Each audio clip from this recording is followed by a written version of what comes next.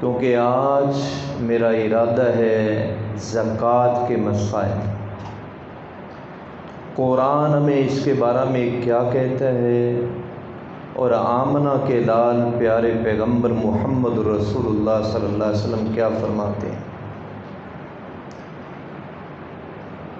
ایک دیہاتی صحابی میرے نبی کے پاس تشریف لاتا ہے، اور یہاں صحابہ کہتے ہیں کہ ہمارے دل میں تڑپ ہوتی تھی، کاش کو دیہاتی آئے، دلیری سے سوال کرے گا، جرأت ہوگی، نبی بولیں گے، ہمیں مسائل کا پتہ چل جائے گا۔ صحابہ کے دل میں یہ خواہش ہوا کرتی تھی۔ آج جب یہ دیہاتی صحابی تشریف لایا اور آتے ہی آ کے کہتا ہے، اللہ کے نبی مجھے کچھ ایسے اعمال بتلا دو جو اللہ کی جنت میں لے کے چلے جائیں، تو نبی صلی اللہ علیہ وسلم اس دیہاتی صحابی کو کہتے ہیں کہ اے میرے صحابی، سب سے پہلا کام تو یہ ہے توحید کو مان لے، کیونکہ توحید کے بغیر گزارا نہیں، اور یہ ایسا عمل ہے کہ جو بندہ توحید پہ فوت ہوتا ہے، میرے نبی کہتے ہیں وہ اللہ کی جنت کا مہمان بانی جاتا ہے۔ باقی ہزاروں خامیاں ہوں گی لیکن توحید پہلی کڑی ہے۔ فرمایا ہے میرے صحابی، دوسرا کام یہ ہے ایک دن اور ایک رات میں 5 نمازیں تھام لیں۔ فرمایا تیسرا عمل، سال میں ایک مہینہ آتا ہے، اس کو رمضان کہتے ہیں، اس کے روزے ہاتھ سے نہ جانے دینا۔ اگر اللہ آپ کو موقع دے، استطاعت مل جائے تو حج بیت اللہ کی سعادت بھی حاصل کر لینا۔ جب یہ اعمال نبی صلی اللہ علیہ وسلم اس دیہاتی صحابی کو کہہ رہے ہیں تو ایک آخری بات کہتے ہیں، اے میرے صحابی، 5ویں بات یہ ہے جو اللہ تجھے مال دے گا نا، اس میں اللہ کا حصہ بھی ہوگا، وہ اللہ کا حصہ ضرور دینا۔ یہ نہ ہو کہ آپ کسی وقت جو ہے وہ اللہ کا حصہ نہ دیں۔ اللہ کا حصہ آپ نے ہر صورت جو ہے وہ ادا کرنا ہے۔ جب یہ 5 باتیں کہیں تو یہ دیہاتی صحابی وہاں سے مڑا اور اس نے اپنے ہونٹوں کو کھولا اور ایک جملہ کہا واللہ واللہ، اللہ کی قسم، اللہ کی قسم، اے اللہ کے نبی، جس نے آپ کو نبی بنا کے مبعوث فرمایا، جو آپ نے مجھے بتلایا ہے نا، یہ فرضی عمل نہ اس سے زیادہ کروں گا نہ اس سے کمی کروں گا۔ اس کے بولنے کے بعد پھر میرے نبی بولے، پھر اس زبان کھلی ہے جس زبان کے بارے میں قرآن کہتا ہے وَمَا يَنطِقُ عَنِ الْهَوَىٰ إِنْ هُوَ إِلَّا وَحْيٌ يُوحَىٰ، جس زبان سے قرآن کی تفسیر نکلا کرتی تھی۔ پھر وہ زبان کہتی ہے کہ صحابہ، اللہ کی قسم، اگر اس دیہاتی نے سچ کہا ہے نا تو اس زمین پر چلتا ہوا کوئی جنتی شخص دیکھنا ہو تو اس دیہاتی کو دیکھ لینا، اللہ اس کو یقیناً جنت میں داخلہ عطا فرمائے گا۔ یہ کلمہ آمنہ کے لال پیارے پیغمبر محمد رسول اللہ صلی اللہ علیہ وسلم کہتے ہیں۔ اب اس حدیث سے یہ بات سامنے آتی ہے، نوافل نہیں بھی ہیں، لیکن اگر یہ 5 باتیں فرضوں کو تھام لیا، ان میں کمی نہیں ہے، تو یقیناً اللہ جنت کا داخلہ عطا فرما دے گا۔ اور اس میں سے ایک مسئلہ ہے زکوٰۃ۔ میں پہلے قرآن کی آیت پیش کرتا ہوں، سورہ توبہ کے ساتھ اس کا بڑا تعلق ہے۔ وَالَّذِينَ يَكْنِزُونَ الذَّهَبَ وَالْفِضَّةَ، وہ لوگ جو سونے اور چاندی کو جمع کرتے ہیں، خزانہ، کنز۔ پہلی بات تو یہ سمجھیے کنز خزانہ ہے کیا؟ جس سے زکوٰۃ دے دی جائے وہ خزانہ نہیں ہوتا، وہ عذاب کا سبب نہیں بنتا۔ جس مال سے زکوٰۃ نہ دی جائے اس کو قرآن نے کنز کہا ہے، وہ عذاب کا سبب بنا کرتا ہے۔ حدیث پیش کرتا ہوں، میرے نبی کی زوجہ ہے، اس کا نام ہے ام سلمہ رضی اللہ تعالی عنہا، زوجہ پیغمبر، مومنوں کی ماں۔ اس نے پزیب کو پہنا ہوا، اور آمنہ کے لال سے پوچھتی ہیں تو نبی صلی اللہ علیہ وسلم فرماتے ہیں ما بالغا ان تعد زکات فزکیہ، جو مال اتنا ہو کہ اس کے زکوٰۃ ادا کرنی چاہیے، اگر زکوٰۃ دے دی جائے تو ام سلمہ فلیس بکنز، پھر وہ خزانہ نہیں رہتا، پھر وہ داغنے کا سبب نہیں رہتا، عذاب کا سبب نہیں بنتا۔ عذاب کا سبب کب بنے گا؟ اللہ نے مال تو دیا ہے، اور یاد رکھیں مال اللہ کا دیا ہوا ہے۔ دو بھائی ہوتے ہیں، دونوں کی ایک جگہ پہ دکان ہوتی ہے، ایک کے پاس کروڑوں کا کاروبار ہوتا ہے اور ایک کے پاس شام کو چند ٹکے بھی نہیں ہوتے۔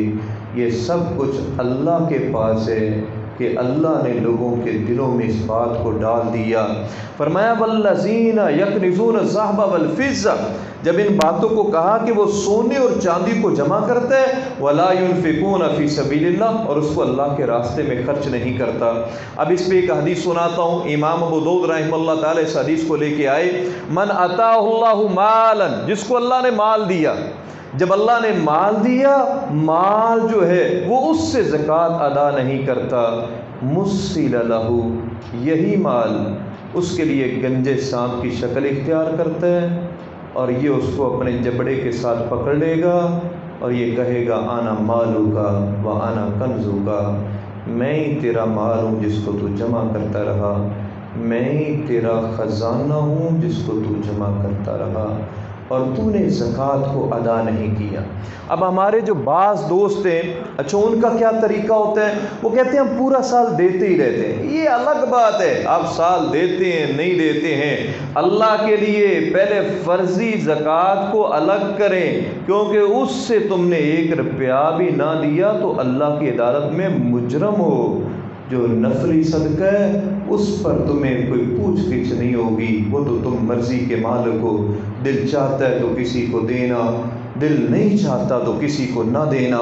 اب آگے کہا یوم یحمى علیہ فی نار جہنم، اس کو جہنم کی آگ میں داغا جائے گا۔ اچھا جہنم کی آگ میں کیسے داغا جائے گا؟ اس میں 3 چیزوں کو قرآن مجید میں پیش کیا، فَتُقْوَى بِهَا جِبَاهُهُمْ وَجُنُوبُهُمْ وَظُهُورُهُمْ، ان کی پیشانی کو، ان کے پہلو کو اور ان کی پشت کو داغا جائے گا۔ کبھی تم نے غور کیا ان 3 چیزوں کا قرآن نے ذکر کیوں کیا؟ جب کوئی آدمی سوال کرنے کے لیے آتا ہے، اگر وہ حقدار ہے تو پہلے بل کہاں پڑتے ہیں؟ پیشانی پہ سلوٹیں پڑتی ہیں، اللہ نے اس کو ذکر کیا۔ پھر کیا ہوتا ہے؟ اس سے پہلو موڑتا ہے، اللہ نے اس کا ذکر کیا۔ پھر پشت پھیر کے چل پڑتا ہے تو اللہ نے کمر کا ذکر کیا کہ اس کی پیشانی، پہلو اور کیا ہے، اس کی کمر کو داغا جائے گا۔ یہ ہے جو اسلام نے اس کو باقاعدہ پیش کیا۔ بلکہ آئیے حدیث سناتا ہوں، جب نبی صلی اللہ علیہ وسلم معراج کے موقع پر گئے تو معراج کے موقع پر آمنہ کے لال نے ایک گروہ کو دیکھا جن کی دھجیاں لٹک رہی تھی۔ دھجیاں جانتے ہو؟ چیتھڑے، گوشت کے ٹکڑے لٹک رہے تھے، کچھ آگے کچھ پیچھے۔ تو نبی صلی اللہ علیہ وسلم نے جبریل سے پوچھا، اے جبریل یہ کون ہیں جن کے گوشت کے لوتھڑے لٹک رہے ہیں؟ فرمایا اللہ کے نبی یہ آپ کی قوم کے وہ لوگ ہیں جو زکوٰۃ ادا نہیں کرتے تھے، ان کو سزا دی جا رہی ہے۔ صحیح طبرانی کی صحیح سند کے ساتھ حدیث پیش کرتا ہوں، اللہ کے نبی صلی اللہ علیہ وسلم نے فرمایا جس کو اللہ نے مال دیا ہے لیکن وہ زکوٰۃ نہیں دیتا، اللہ اس کے اصل مال کو بھی تباہ و برباد کر دیتا ہے، اس کی بھی تباہی کا سبب بنتا ہے۔ جس کو اللہ نے مال دیا لیکن اس سے زکوٰۃ نہیں دیتا، بلکہ ایک حدیث جو ہے مسند بزار کی ہے کہ جس کو اللہ نے مال دیا وہ زکوٰۃ نہیں دیتا، اللہ اس کے اندر قید سالی کو پیدا کر دیتا ہے۔ اب ذرا غور کیجئے، مختلف قسم کے مال ہیں جن میں ہمیں زکوٰۃ دینی چاہیے۔ سب سے پہلے تو زمین سے پیداوار ہوتی ہے، جو دیہاتوں میں زمیندار ہوتے ہیں 20 منوں سے 1 من ہر صورت دینا چاہیے۔ آئیے اس کے بعد جائیں تو یہ مال یعنی آج کل تو کٹے فارم چل رہے ہیں، اگر 30 سے کم ہو کوئی زکوٰۃ نہیں ہے۔ ذرا اسلام کو پرکھے تو صحیح، اگر آپ کے 29 بھینسیں ہیں اسلام کہتا ہے کوئی زکوٰۃ نہیں، اگر 30 ہو گئی ہیں تو 1 سال کا بچہ تمہیں اللہ کے راستے میں دینا پڑے گا، اور وہ بھی جب دینا ہے تو دل کی خوشی کے ساتھ، چھپا کے دیں، دل کی خوشی کے ساتھ۔ مجھے حدیث یاد آ رہی ہے، یہ بھی امام بہقی لے کے آئے، میں اس حدیث کو پیش کرتا ہوں۔ نبی صلی اللہ علیہ وسلم، ایک صحابی، اس کے پاس اونٹوں کا مال ہے، اس پہ زکوٰۃ پڑتی ہے، لینے والا صحابی ہے ابی بن کعب رضی اللہ تعالی عنہ۔ میرے نبی نے اس کو گورنر بنا کے بھیجا ہے کہ جاؤ زکوٰۃ کو وصول کرو۔ یہ صحابی بھی بڑا عظیم تھا۔ ایک جو ہے کمزور سی اونٹنی دیکھی، چھوٹی عمر کی، کہا یہ تجھے زکوٰۃ میں دینی پڑے گی۔ وہ صحابی کہتا ہے اگر لینی ہے تو وہ لو جو سواری کے قابل تو ہو، جو دودھ تو دے سکے۔ یہ تو نہ سواری کے قابل ہے نہ دودھ دے سکتی ہے، اس کو آپ زکوٰۃ میں مانگتے ہیں۔ اگر لینی ہے تو یہ موٹی تازی اونٹنی لو، وہ چھوٹی مانگ رہا ہے، یہ بڑی دینا چاہتا ہے۔ اور آگے بھی میرے نبی کا صحابی تھا، وہ آگے سے کہتا ہے کہ آپ کی زکوٰۃ میں بنتی یہ ہے، میں اس سے بڑی اونٹنی آپ سے نہیں لے سکتا۔ پھر کیا ہوا؟ جب اصرار بڑھا، فرمایا فلاں جگہ پہ آمنہ کے لال ٹھہرے ہوئے ہیں، اس اونٹنی کو لے میرے نبی کو دکھا، اگر وہ کہہ دے تو اس کو زکوٰۃ میں قبول کر لوں گا، اگر وہ نہ کہے تو میں اس کو زکوٰۃ میں قبول کرنے کے لیے تیار نہیں ہوں۔ وہ آمنہ کے لال کے پاس آ گیا، اللہ کے نبی وہ گیا تھا زکوٰۃ لینے کے لیے، اور اس نے ایک جملہ بڑا خوبصورت کہا، کہتے اللہ کے نبی آج سے پہلے تو آپ کا قاصد آیا ہی نہیں ہے، آج اگر وہ قاصد آ ہی گیا تو مجھ سے اس کی بجائے یہ اونٹنی دیں جو دودھ بھی دیتی ہے اور سواری کے قابل بھی ہے۔ آمنہ کے لال فرماتے ہیں تیرا حق تو اسی اونٹنی کا بنتا ہے، لیکن اگر خوشی سے دینا چاہتے ہو تو میں قبول کر لیتا ہوں۔ میرے نبی نے قبول کیا۔ اگلی روایت کا حصہ، 1 سال گزرا تھا، 1 سال اللہ نے اس کے اونٹوں میں اتنی برکت کی۔ 1 سال پہلے کتنی زکوٰۃ میں بنتی تھی؟ 1 اونٹنی، اور 1 سال کے بعد صحابی 30 اونٹ زکوٰۃ میں اس سے لے کے آیا تھا۔ اللہ نے اتنے مال کو بڑھا دیا تھا۔ اور یہ ایمان رکھیں کہ زکوٰۃ مال کو بڑھاتا ہے۔ آج آپ دیکھتے ہیں بے شمار ہمارے ایسے ساتھی جو کمزور ہیں، اس کی سب سے ایک بڑی وجہ یہ ہے کہ اللہ کے راستے میں دینے کا شوق نہیں ہے۔ تھوڑا دیں، زیادہ دیں۔ اور یہ جو دن جا رہے ہیں، میں نے آپ سے کچھ نہیں لینا، میں تو ایک جو ہے نا آپ کو مسئلہ سمجھانا چاہتا ہوں، یہ بات ذہن میں رکھیں، ایک مسئلہ سمجھانا چاہتا ہوں۔ اپنے محلوں میں غریبوں کو دیکھیں، یتیموں کو دیکھیں، میں وہ 8 مصارف بھی آخر میں جا کے آپ کے سامنے رکھوں گا۔ اصل یہ ہے کہ یہ ایک فریضہ ہے، اور فریضے کو ادا کرنا ہمارا حق ہے۔ اگر ہم ادا نہیں کریں گے تو اللہ کی عدالت کے اندر ہم سے جو ہے باقاعدہ پوچھا جائے گا۔ آئیے ان چوپاؤں کے بعد جو ہے سونا چاندی ہوتا ہے، اگر 7.5 تولے سونا ہے یا 52.5 تولے چاندی ہے تو 40واں حصہ ہر صورت زکوٰۃ میں دینا ہوگا، ہر صورت۔ اگر نہیں دیں گے تو یہ سونا بھی جہنم کی آگ بن جائے گا۔ حدیث پیش کرتا ہوں، نبی صلی اللہ علیہ وسلم کے پاس ایک صحابیہ آئی۔ جب اللہ کے نبی کے پاس یہ صحابیہ آتی ہے تو اس کے ہاتھ میں سونے کے موٹے موٹے کنگن تھے۔ جب نبی صلی اللہ علیہ وسلم نے اس کو دیکھا تو پوچھا اتوتین زکاتی ہذا، اے اللہ کی بندی کیا تو اس کی زکوٰۃ دیتی ہے؟ وہ کہتی ہے اللہ کے نبی میں تو نہیں دیتی۔ اب نبی فرماتے ہیں یسرک کی، کیا تجھے اچھا لگتا ہے کل قیامت کے دن جہنم کی آگ کے کنگن تیرے ہاتھ میں پہنا دیے جائیں؟ آج ہم شوق سے سونے بنا تو لیتے ہیں، بیوی کے، بہو کے، بیٹی کے، لیکن یاد رکھیں اگر ہم نے اس سے 7.5 تولے سے ایک ماشا بھی کم ہو تو زکوٰۃ فرض نہیں ہوگی۔ لیکن اگر 7.5 تولے یا اس سے زیادہ ہے تو 40واں حصہ جو ہے وہ زکوٰۃ دینی ہوگی۔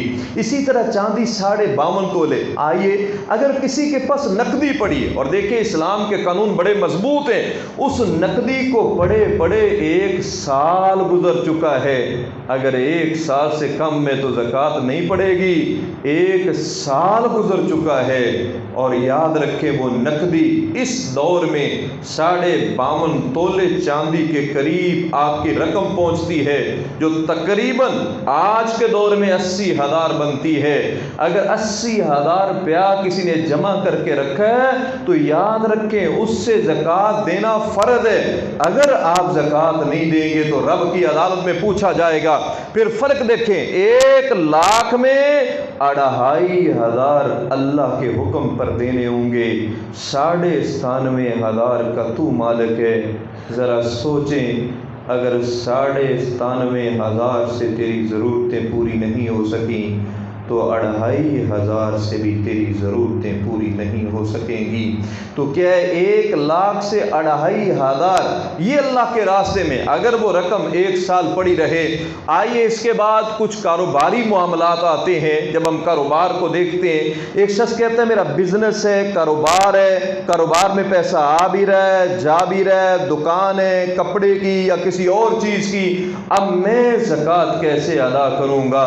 تو یاد رکھیے، جب بزنس ہے، کاروبار ہے، لینے دینے کا کام ہے، آپ سال میں 1 مہینہ مقرر کریں گے، پھر پورا سال مال آ بھی رہے مال جا بھی رہے، جب 1 سال گزر جائے گا پھر پائی کا حساب لگائیں، جتنے مال کے مالک ہیں اس سے آپ کو زکوٰۃ ادا کرنی پڑے گی۔ اور اسلام کتنا عظیم ہے، اسلام کہتا ہے تو نے ایک پلاٹ لیا، اگر تجارت کے لیے ہے سال کے بعد زکوٰۃ دینی پڑے گی، اگر ارادہ یہ ہے کہ کل کو بیٹے کو بنا کے دے دوں گا تو تجھے کوئی زکوٰۃ ادا نہیں کرنی پڑے گی۔ اگر رہائش کا ارادہ زکوٰۃ نہیں ہے، تجارت کا ارادہ، تو پھر اس کے اندر ہر صورت زکوٰۃ ادا کرنی پڑے گی۔ آئیے اس کے بعد ایک شخص کہتے ہیں کہ میری بیٹی جوان ہو رہی تھی، میں نے شادی کے لیے پیسے جمع کیے ہیں، کیا اس پر بھی زکوٰۃ ہے؟ اگر سال گزر گیا ہے وہ شادی کے لیے کیوں نہیں، اس پر بھی ہر صورت زکوٰۃ دینی پڑے گی۔ حتیٰ کہ ایک شخص نے حج بیت اللہ کے لیے پیسہ جمع کیا، لیکن 1 سال گزر گیا، اس سے بھی ہر صورت جو ہے وہ زکوٰۃ ادا کرنی پڑے گی، کیونکہ 1 سال جو ہے وہ گزر چکا ہے۔ اسی طرح دور حاضر کی کچھ چیزیں ہیں، انشورنس، دور حاضر میں کیا ہے انشورنس، اس کو دیکھ کے ہمارے بہت سارے لوگوں نے ایسی چیزوں میں جو ہے وہ قدم رکھ دی ہے جس کو اسلام جائز نہیں کہتا، اور اسلام میں اس کی سرے سے گنجائش بھی نہیں۔ انشورنس جس کو ہم بیمہ پالیسی کہتے ہیں، گاڑی کا بیمہ، کوٹھی کا بیمہ، آج کل تو اعضاء کے بیمے شروع ہو گئے، ایک نے کیا ٹانگ کا بیمہ کروایا ہوتا ہے، دوسرے نے کیا ہے بازو کا بیمہ کروایا ہوتا ہے۔ بھروسہ دنیا پہ کر لیا، کیا اللہ پہ تجھے بھروسہ نہیں ہے؟ گاڑی لے کے آئے، بیمہ پہلی قسط ادا کر دی، حادثہ ہو گیا، کہتے ہیں 18 لاکھ روپے اس کو ادا کر دیے جائیں گے۔ ذرا سوچیں ہمارا اسلام کتنا جامع ہے۔ بلال رضی اللہ تعالی عنہ نبی صلی اللہ علیہ وسلم کے عظیم صحابی ہیں، یہ وہ صحابی ہیں جو میرے نبی کے خادم ہیں، اللہ نے بلال کو بڑا مقام دی ہے۔ یہ بولا بلال وہ صحابی ہے کہ ایک دفعہ ابو بکر صدیق رضی اللہ تعالی عنہ نے کلمہ کہا تھا، بلال تم یہ بات نہ ہی کہتے کہیں سردار ابو سفیان ناراض نہ ہو جائے۔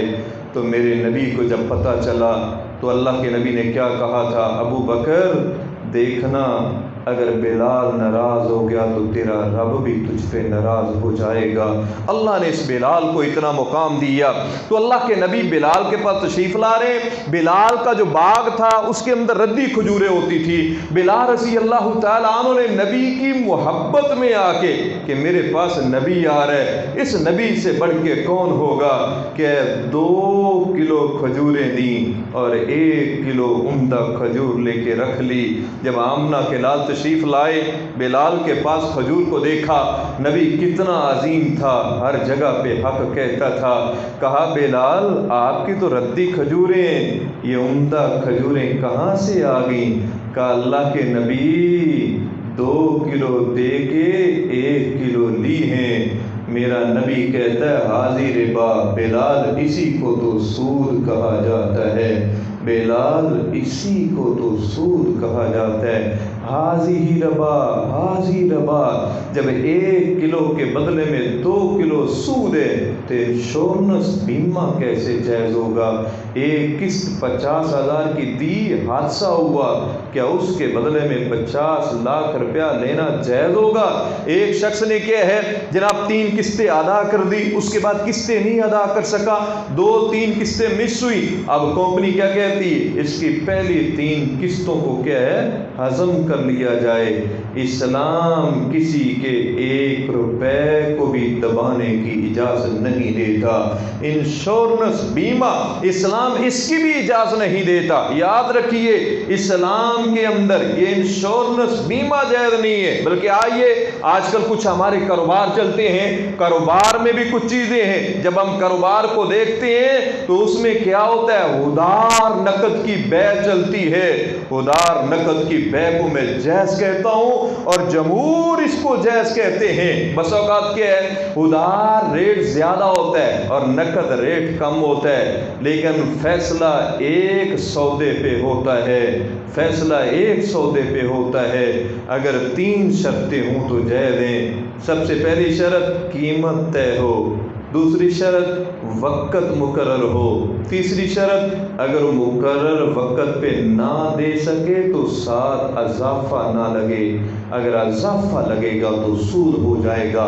سعودی فتاوی میں شیخ صالح عثیمین، شیخ ابن باز رحمہ اللہ تعالیٰ نے بڑی زبردست اس پہ بات کی ہے، لیکن آئیے اس میں ایک اور بھی بات ہے۔ یہ تو ہے ادھار نقد کی بیع جائز ہے، لیکن وہ لوگ جو آڑت کرتے ہیں وہ سمجھتے ہیں کہ شاید، لیکن اس کے ساتھ ایک اور بھی بات ہے، اگر اس کے ساتھ یہ کیا کہ میں آپ کو یہ کھاد دے رہا ہوں اس شرط پہ کہ جنس مجھے ہی دینی ہے، تو یہ حرام ہو جائے گا، کیونکہ ایک بیع میں 2 بیع ہو جائیں گی۔ ایک بیع میں اللہ رحمت کرے امام ترمذی رحمت اللہ علیہ پہ، امام ترمذی رحمت اللہ علیہ نے جب جامع ترمذی کو لکھا اس میں مثال دی کہ ایک شخص درزی کے پاس جاتا ہے اور درزی کہتا ہے اس شرط پہ آپ کے سوٹ کی سلائی کروں گا کہ سوٹ بھی ہماری ہی دکان سے خریدو۔ فرمایا یہ ایک بیع میں 2 بیع ہے اور اسلام اس کی اجازت نہیں دیتا، صرف ادھار نقد کی بیع ہو تو وہ اسلام میں جائز ہے۔ آئیے اس کے بعد جو ہے بینک کا مسئلہ، جب میں آج ان مسائل کو دیکھتا ہوں تو سوچتا ہوں اور مجھے پھر آمنہ کے لال کی وہ حدیث یاد آتی ہے، میرے نبی نے کیا خوب کہا تھا، فرمایا ایک دور آئے گا قرب قیامت، وہ لوگ جو بڑے متقی اور نیک ہوں گے ان کے نتنوں میں بھی سود کا دھواں پہنچے گا، سود کا دھواں۔ مسند احمد کی حدیث ہے۔ یہی وجہ ہے بنکاری کا نظم، بینک میں کئی کھاتے ہیں، میں اس کی وضاحت تو نہیں کرنا چاہتا، سیونگ، کرنٹ، لاکر میں پھر 2 صورتیں، ایک پگڑی والا، ایک ماہانہ کٹوتی والا۔ جب محدثین اس بات پہ بیٹھے تو کرنٹ، سیونگ اور لاکر پگڑی والا اس کو تو جائز قرار نہیں دیا، لیکن لاکر جو کٹوتی والا ہے اس کو کیا ہے جائز قرار دیا۔ نہ تیرا پیسہ سود پہ استعمال ہوتا ہے نہ تجھے سود ملتا ہے۔ ذرا دیکھیں جو سیونگ ہوتا ہے تیرا پیسہ بھی آگے سود پہ استعمال ہوتا ہے، تجھے بھی سود دیا جاتا ہے۔ جو کرنٹ ہوتا ہے تیرا پیسہ تو سود پہ، تجھے تو سود نہیں دیا جاتا، لیکن تیرا پیسہ بینک والے اپنی مرضی سے سود کے اوپر استعمال کرتے ہیں۔ پھر کیا ہے جہاں تک آدمی بچ سکتا ہے بچے، جہاں جا کے مجبور ہے وہ معاملہ اللہ کے سپرد کر دیا جائے۔ جیسے آج کل کاروبار میں آن لائن کا مسئلہ ہے، یعنی کاروبار اس کے بغیر ناممکن ہو چکا ہے۔ جہاں تک بچ سکتا ہے بچے، جہاں جا کے مجبور ہے معاملہ اللہ کے سپرد کرے۔ اور वहाँ پھر وہی حدیث سامنے آتی ہے کہ قرب قیامت متقی کے ناک کے نتنوں میں بھی سود کا دھواں جائے گا۔ یہ جو اسلام نے کچھ باتوں کو بنیادی طور پر پیش کیا، آئیے اس کے بعد میں نے آگے جانا ہے کہ زکوٰۃ کے حقدار کون کون لوگ ہیں، کن لوگوں کو دینا چاہیے۔ یہ تو ہے کہ زکوٰۃ نکالیں، اس کو الگ کریں، پھر اس کے بعد یہ ہے کون لوگ ہیں جو ہماری زکوٰۃ کے حقدار ہیں۔ اسلام نے ان کو باقاعدہ حقدار مقرر کیا۔ سب سے پہلے انما الصدقات للفقراء، پہلا فقیر۔ فقیر جانتے ہو کس کو کہتے ہیں؟ فقر سے، فقر کہتے ہیں کمر توڑ غربت جو ہے، اس کو فقر کہا جاتا ہے۔ ایسا فقیر جس کے پاس کچھ بھی نہ ہو۔ آئیے، میں دل چاہتا ہے امام ابو داؤد رحمہ اللہ تعالیٰ نے اس کی وضاحت کی ہے کہ غنی کسے کہتے ہیں۔ اچھا، غنی کہتے ہیں جس کے پاس جو ہے 50 درہم، اس دور میں چاندی کے ہوتے تھے، اچھا 200 درہم ہو تو 52.5 تولے بنتے ہیں، یعنی آج کے اعتبار سے جس کے پاس 25 سے 30 ہزار کی رقم ہے اس کو غنی کہا جاتا ہے، اس کو فقیر نہیں کہا جاتا۔ اور یاد رکھیں، اگر ایک شخص حقدار نہیں ہے لیکن زکوٰۃ کے لیے ہاتھ پھیلانا شروع کر دے تو مجھے اللہ کے نبی کی وہ حدیث یاد آ رہی ہے، اس کے چہرے پہ کل قیامت کے دن یہ گوشت نہیں بلکہ ہڈیوں کا پنجر ہوگا۔ ایک شخص حقدار نہیں لیکن پھر بھی خاندان میں ایسے ہوتا ہے، پتہ ہے یہ حقدار نہیں ہے لیکن ہم پھر بھی کیا ہے اس کو دے رہے ہوتے ہیں۔ خاندان میں اگر کوئی حقدار ہو تو اللہ اس زکوٰۃ دینے کا ڈبل ثواب دیتا ہے، لیکن اگر حقدار نہیں، صرف خاندان ہونے کی وجہ سے اس کو زکوٰۃ دی جا رہی ہے تو اسلام اس کی اجازت نہیں دیتا۔ آئیے ایک حدیث پیش کرتا ہوں، اگر کیا ہے بیوی مالدار ہے، شوہر غریب ہے، تو بیوی جو ہے وہ شوہر کو زکوٰۃ دے سکتی ہے۔ ذرا سوچیں، کیونکہ شوہر کی کفالت بیوی کے ذمے نہیں ہے، لیکن شوہر بیوی پر زکوٰۃ خرچ نہیں کر سکتا۔ ایک اور بات کہتا ہوں کہ بیٹی یا بیٹا، کیا اس کو زکوٰۃ دینی جائز ہے؟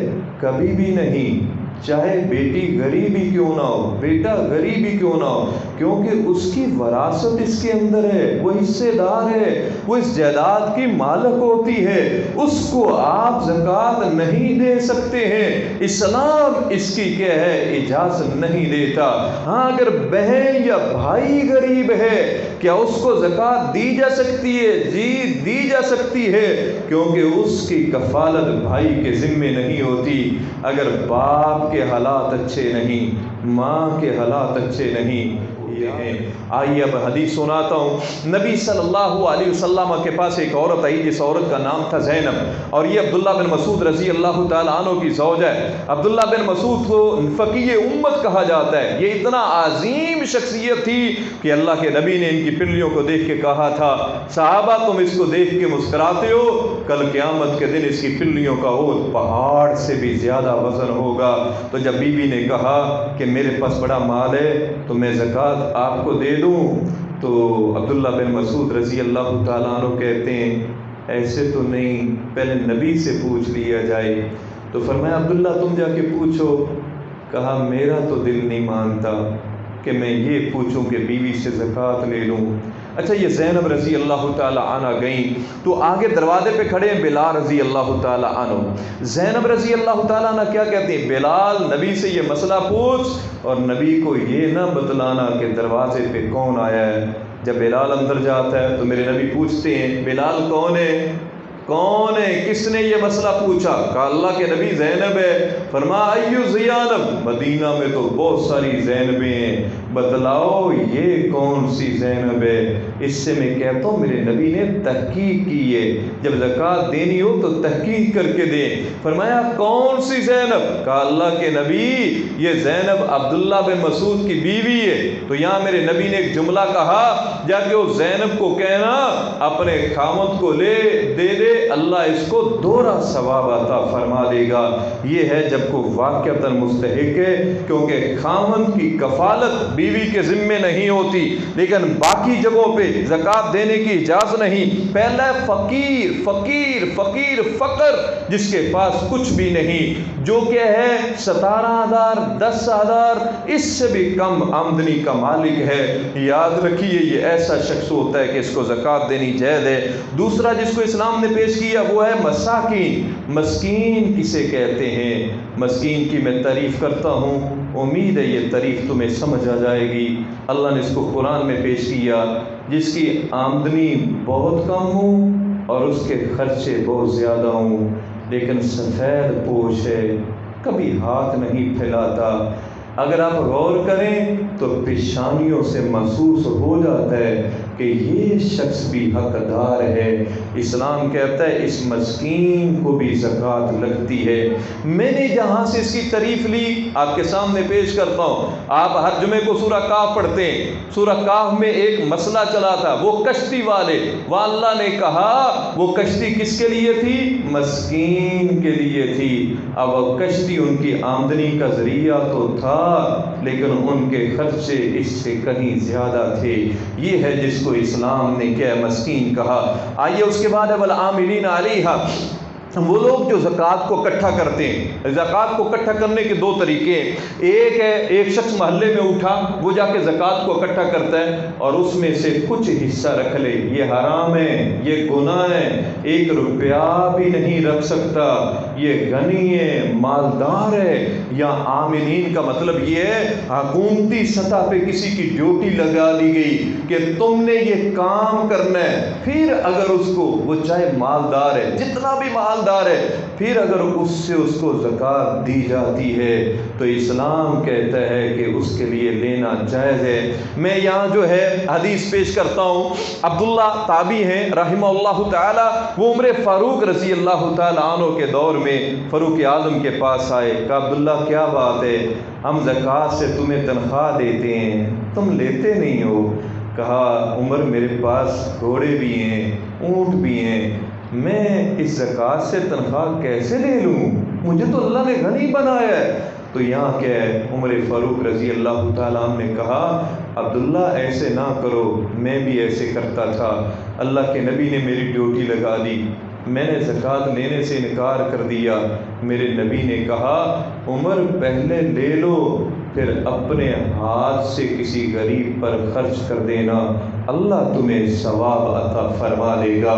تو عامل جو ہے جو زکوٰۃ جمع کرتا ہے، یہ مالدار بھی ہو تو یہ کیا ہے زکوٰۃ کو لے سکتا ہے۔ اسی طرح جو شخص جہاد میں گیا ہے، پیچھے سے جتنا بھی مالدار ہے وہاں اسلحہ لینا ہے تو یاد رکھیں یہ مالدار بھی ہے، تو وہاں اس کے اوپر زکوٰۃ سے اسلحہ، اس کا ساز و سامان جو ہے وہ تیار ہو سکتا ہے۔ اسی طرح کو مسافر ہے، جیب کٹ گئی ہے تو وہاں اس کا خرچہ اس کو زکوٰۃ سے دیا جا سکتا ہے۔ بلکہ آئیے ایک اور شخص بھی ہے جو مالدار بھی ہو تو وہ کیا ہے زکوٰۃ کو کھا سکتا ہے۔ آپ کا کوئی دوست تھا مسکین فقیر، آپ اس کو ملنے گئے، وہ زکوٰۃ سے آپ کی مہمانی کرنا چاہتا ہے، آپ جانتے ہیں اس کے پاس زکوٰۃ کا مال آتا ہے، آپ کہتے ہیں نہیں نہیں میں تو غنی ہوں، تمہارے پاس تو زکوٰۃ کا پیسہ ہے، میں تو نہیں کھا سکتا۔ اسلام کہتا ہے ٹھہر ٹھہر، اس کے دل پہ چوٹ نہ لگانا، تو 500 ایکڑ کا مالک ہی صحیح، لیکن یہ غریب کے دل کو زخمی نہ ہونے دینا، اس کا خیال رکھنا، وہاں تیرے لیے حلال نہیں ہے، اگر یہ مہمانی کرے تو زکوٰۃ تیرے لیے حلال ہو جائے گی۔ میں حدیث پیش کرتا ہوں، بریرہ رضی اللہ تعالی عنہ نبی صلی اللہ علیہ وسلم کی زوج ہے، نبی صلی اللہ علیہ وسلم کی امی عائشہ کی باندی یہ بریرہ لونڈی ہے، امی عائشہ رضی اللہ تعالیٰ عنہ نے اس کو آزاد کیا۔ یہ بریرہ جو ہے جب اللہ کے نبی گھر میں تشریف لائے تو ہنڈیا میں گوشت ابل رہا تھا، کہا کچھ ہے؟ تو امی عائشہ رضی اللہ تعالیٰ عنہ کہتی ہیں آقا گھر میں تو کچھ نہیں۔ فرمایا ادھر گوشت ابل رہا ہے اور میرے لیے کچھ بھی نہیں ہے۔ کہا اللہ کے نبی یہ تو بریرہ کے لیے صدقہ ہے۔ میرے نبی نے کہا بریرہ کے لیے صدقہ ہے، محمد رسول اللہ کے لیے تحفہ ہوگا۔ اور یہاں میں کہتا ہوں شاید نبی کو اس گوشت کی ضرورت نہیں تھی، میرے نبی نے ان مسکینوں کے زخموں پہ مرہم رکھا ہے تاکہ کل کو شخص یہ نہ کہہ دے کہ تو زکوٰۃ سے میری مہمانی کر رہے، میں تو نہیں کھا سکتا۔ اگر وہاں مالدار بھی ہیں تو تیرے لیے حلال ہے۔ اسلام اس میں کیا ہے؟ اجازت دیتا ہے۔ والعاملین علیہا والمؤلفۃ قلوبہم، اور ایک جو ہوتا ہے دلوں کی تالیف کے لیے۔ دو باتیں اس میں آئیں گی۔ پہلی بات تو آتی ہے ایسا شخص ہے جس کو آپ دیکھتے ہیں غیر مسلم ہے، ایک ایسا شخص ہے غیر مسلم، عیسائی آپ کے پاس کام کرتا ہے، آپ کو امید ہے اگر میں اس کو پیسہ دوں شاید کل کو اسلام قبول کر لے، تیری 1,00,000 بھی زکوٰۃ بنتی ہے، تو اس کو دے دے تو اسلام تمہیں اجازت دیتا ہے، جب یہ ارادہ ہو کہ شاید یہ اسلام قبول کر لے۔ اسی طرح دوسری صورت ہے کہ ایک شخص نے اسلام قبول کر لیا لیکن ابھی نیا ہے، خدشہ پیچھے نہ ہٹ جائے، اسلام اس میں بھی اجازت دیتا ہے۔ اب میں اس پہ ایک حدیث سناتا ہوں۔ صفوان بن امیہ رضی اللہ تعالی عنہ نبی صلی اللہ علیہ وسلم کے عظیم صحابی بنے، اور جانتے ہو صفوان کس کا بیٹا ہے؟ امیہ کا بیٹا ہے۔ امیہ کون ہے؟ جس کا غلام بلال رضی اللہ تعالی عنہ تھے، اور اس کا باپ امیہ اور اس کا بھائی علی، یہ دونوں بدر میں ٹکڑے ٹکڑے ہو گئے تھے، دونوں جو ہے جہنم واصل ہو گئے۔ یہ صفوان بن امیہ اللہ کے نبی کے پاس آیا، کہا آپ مجھے مہلت دیں، میں آپ کو پرکھوں گا، اسلام کو پرکھوں گا، پھر اس کے بعد جو ہے میں آپ پر ایمان لے کے آؤں گا، 1 مہینے کی مہلت دیجیے۔ نبی صلی اللہ علیہ وسلم نے کہا صفوان تو 1 مہینے کی مہلت کہتا ہے، میں محمد تجھے 4 مہینے کی مہلت دیتا ہوں، اسلام کا پرکھو بعد میں ایمان لے کے آنا۔ جب انہوں نے یہ 4 مہینے کی بات کی کہ میں تمہیں 4 مہینے کی مہلت دیتا ہوں، یہ کلمہ بولا، اب 4 مہینے کی مہلت کے بعد ابھی 1 مہینہ بھی نہیں گزرا تھا، غزوہ حنین ہوا، اور غزوہ حنین کے اندر بہت سارا مال غنیمت ملا۔ یہ صفوان للچائی نگاہوں سے دیکھ رہا ہے، میرے نبی نے دیکھا کہ یہ ابھی تک کافر ہے، کہا صفوان چاہیے یہ 100 اونٹ میں تجھے عطا کرتا ہوں، اور اس کے بعد کہا صفوان یہ 100 اونٹ کیا، 100 اونٹ اور تجھے عطا کرتا ہوں، اور اس کے بعد تیسرا 100 بھی، چوتھا 100 بھی۔ اس کے بعد یہ میرے نبی کے قدموں میں آیا، کہا اللہ کے نبی اب اور مجھے مہلت کی ضرورت نہیں ہے، میں آج ہی اسلام کو قبول کرتا ہوں۔ تو یہ ہے والعاملین علیہا والمؤلفۃ قلوبہم، اور پھر رکاب کہتے ہیں گردنوں کو آزاد کروانے میں جو ہے زکوٰۃ ادا کرنا، اور گردنوں کو آزاد، ایک تو ہوتے تھے غلام، آج کے دور میں آپ نے دیکھا کوئی ایسا قیدی جو نجائز قید کے اندر پھنس چکا ہے، آپ اس کی جگہ پہ اس بیچارے کے پاس وکیل کے لیے پیسہ نہیں ہے، اس بیچارے کے پاس کیس لڑنے کے لیے پیسہ نہیں ہے، وہاں اگر آپ زکوٰۃ دیتے ہیں اس کی رہائی کے لیے تو اسلام اس کو بھی جائز قرار دیتا ہے۔ اور یہاں اگر بات آئی تو میں ایک واقعہ سناتا ہوں۔ عبداللہ بن مبارک رحمہ اللہ تعالیٰ، جانتے ہو عبداللہ بن مبارک کون سی عظیم شخصیت ہے؟ ایک جگہ پہ جا رہے ہیں، گھوڑے سے اترے، نماز پڑھی، تو جب کیا ہے وہاں مسجد سے نکلنے لگے تو دیکھا گھوڑا کسی کے چارے میں چل رہا ہے، پیدل ہی چلنا شروع کر دیا۔ کسی نے کہا عبداللہ وہ آپ کا گھوڑا کھڑا ہے، فرمایا اس گھوڑے کی پیٹھ پہ سواری نہیں کرنا چاہتا جس کے پیٹ میں وہ چارہ جا چکا ہے جس چارے کے لیے میں نے مالک سے اجازت نہیں لی تھی۔ یہ عبداللہ بن مبارک رحمۃ اللہ علیہ، ان کا ایک شاگرد ہے، جب اس کو ملنے کے لیے گئے تو پتہ چلا وہ تو کیا ہے، جیل میں بند ہے، جیل کی سلاخوں میں بند ہے۔ تو پھر کیا کیا عبداللہ بن مبارک رحمۃ اللہ علیہ، اس آدمی کو ملے جس نے اس سے قرضہ لینا تھا، کہا اگر آپ کا قرضہ ادا کر دوں تو پھر فرمایا میں اس کو رہا کروا دوں گا۔ عبداللہ بن مبارک رحمۃ اللہ علیہ نے قرضہ دیا، اس نے اس کو رہا کروا دیا، اور ساتھ یہ کہا کہ اس کو بتلانا نہ۔ اس کو کسی نے بتلایا یہاں آپ کے استاد آئے تھے، دوڑا دوڑا آیا ملنے کے لیے ان کے شہر میں، کہا آپ رہا ہو گئے؟ کہا جی وہ اللہ کا بندہ تھا جس نے میرے قرضے کو ادا کر دیا، اور اللہ نے رہائی کے لیے اسباب پیدا کر دیے۔ تو یہ ہے رکاب والغارمین، قرضہ۔ اب قرضے میں 2 صورتیں، ایک ہے تجارتی قرضہ، ایک ہے ذاتی قرضہ، یہ بات ذہن میں رکھیں۔ ذاتی قرضہ اس میں بھی اگر فضول خرچی نہ ہو تو زکوٰۃ لینا جائز ہے، لیکن اگر تجارتی قرضہ ہو، قرضہ لیا، فیکٹری لگا دی، ظاہر ہے پہلے 2 سال آمدنی نہیں آ رہی، یہ کہتا ہے میں قرضے کے نیچے دبا ہوا ہوں، خاندان والوں مجھے زکوٰۃ دو، یہ تجارتی قرضے میں زکوٰۃ لینا جائز نہیں ہوگی۔ ہاں ایک صورت ہے اس کا سارا مال تباہ ہو گیا، کاروبار تباہ ہو گیا، فیکٹری تباہ ہو گئی، یہ کہ توان کے نیچے آ چکا ہے، تو اس صورت میں جائز ہوگا۔ اس کے علاوہ تجارتی قرضے میں کسی صورت بھی زکوٰۃ کا لینا جائز نہیں ہوگا۔ اور آخر میں کہا فی سبیل اللہ، فی سبیل اللہ میں بہت ساری جگہیں ہیں، مجاہدین آتے ہیں، مدارس آتے ہیں، رفع عامہ کے کام آتے ہیں، لائبریریاں آتی ہیں، ان تمام جگہوں پہ زکوٰۃ کا دینا جائز ہوتا ہے۔ اور 8واں ابن السبیل، مسافر، یہ ہے جن کو اسلام نے کہا کہ آپ زکوٰۃ دے سکتے ہو۔ تو پہلا مسئلہ یہ ہوا زکوٰۃ کو الگ کرنا، اصل مال کو الگ کرنا، زکوٰۃ کو الگ کر کے رکھنا۔ بلکہ ایک مسئلہ اور بھی ذہن میں رکھنا، امام بخاری رحمۃ اللہ علیہ نے باب باندھا ہے، وہ باب میں آپ کے سامنے رکھتا ہوں، کیونکہ عموماً لوگوں کو اس کی ضرورت پیش آتی ہے کہ آپ نے زکوٰۃ دینی ہے رمضان میں۔ اچھا رمضان سے پہلے شعبان جو ہے نا، اس میں آپ نے دیکھا کوئی بندہ مر رہا ہے، اس کو بڑی ضرورت ہے، وہ آپ کے پاس آتا ہے مجھے زکوٰۃ دے دو، لیکن آپ کہتے ہیں کہ ابھی تک میرا وقت نہیں ہوا، کیا وقت سے پہلے زکوٰۃ دے سکتے ہیں؟ جی امام بخاری نے باب باندھا ہے کہ تم وقت سے پہلے بھی زکوٰۃ دے سکتے ہو۔ وقت سے پہلے آپ کیا زکوٰۃ دے دیں، اس کو نوٹ کر لیں، بعد میں جب زکوٰۃ بنے گی تو اس کو نکال دیں۔ اسی طرح وقت کے بعد مثلا رمضان میں زکوٰۃ دینی تھی، کچھ بچ گئے، تو آیا وہ زکوٰۃ بعد میں بھی دے سکتا ہے؟ جی وہ زکوٰۃ کا مال الگ ہونا چاہیے اور وہ زکوٰۃ بعد میں بھی دے سکتا ہے۔